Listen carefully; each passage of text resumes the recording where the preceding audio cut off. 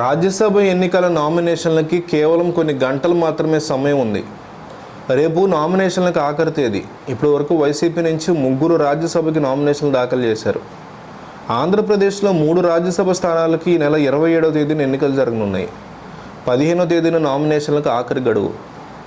YCP నుంచి YV Subbareddy, మేడ రఘునాథ్ రెడ్డి, గొల్లా బాబురావులు నామినేషన్లు దాఖలు చేశారు. అయితే టీడీపీ నుంచి కూడా పోటీ చేస్తారని భావించారు.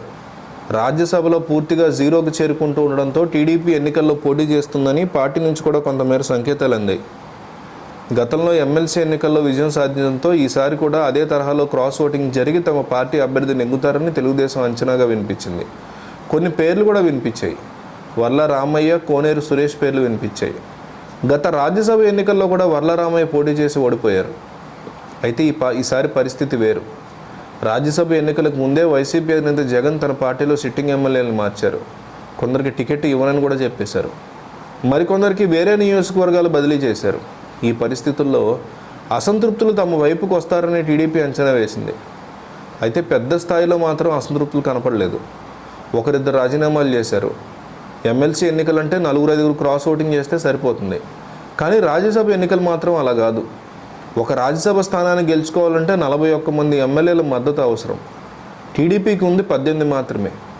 23 మంది విజయం సాధిస్తే 4 వైసీపీ వైపు వెళ్ళిపోగా గంటా శ్రీనివాసరావు రాజీనామాని స్పీకర్ ఆమోదించడంతో 18 మంది ఎమ్మెల్యేలకు మాత్రమే పరిమితమైంది. దీంతో 23 మంది ఎమ్మెల్యేలు మద్దతు అవసరం ఉంటుంది వైసీపీ నుంచి. వైసీపీ నుంచి 4 ఎమ్మెల్యేలు రావడంతో ఇంకా 19 మంది సభ్యులు సపోర్ట్ అవసరం. మరోవైపు స్పీకర్ వైసీపీ నుంచి టీడీపీకి మారిన ఎమ్మెల్యేల మీద అనర్హత కత్తి వేలాడుతోంది. ఒకవేళ అభ్యర్థిని ప్రకటిస్తే స్పీకర్ తక్షణ నిర్ణయం తీసుకుంటారని వేచి చూస్తున్నారా, లేక అసలు రాజ్యసభ రేసులో ఉండకూడదు నిర్ణయం తీసుకుంటున్నారా అన్నది తెలియాల్సి ఉంది. ఉండవల్లిలోనే ఉన్న చంద్రబాబు దీని మీద కసరత్తులు చేస్తున్నారా అన్న అనుమానం కూడా ఉంది. చివరి నిమిషంలో అభ్యర్థిని ప్రకటించి వైసీపీకి షాక్ ఇస్తారా అన్న సందేహం ఉంది. మరోవైపు సాధారణ ఎన్నికలు సమీపిస్తున్న వేళ ఇలాంటి ప్రయోజనాలు చేయడం వేస్ట్ అని భావించారా అన్నది కూడా తెలియదు. ఇంకా 24 గంటల సమయం ఉండడంతో రేపు నామినేషన్ దాఖలు చేస్తే సరి, లేదంటే వైసీపీ నుంచి 3 రాజ్యసభ సభ్యులు ఏకగ్రీవంగా ఎన్నిక అయిపోయినట్టే.